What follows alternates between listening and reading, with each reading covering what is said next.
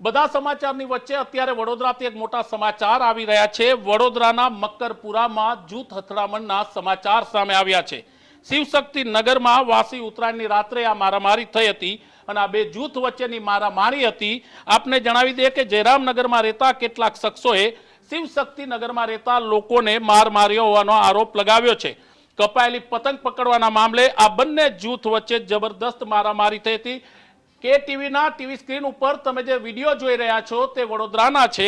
આપને જણાવી દે કે લાકડી દંડા વડે બંને જૂથના લોકોએ એકબીજા ઉપર હિંસક હુમલો કર્યો હતો। મારામારીમાં નાના બાળકો સહિત વૃદ્ધોને પણ ઈજા પહોંચી છે।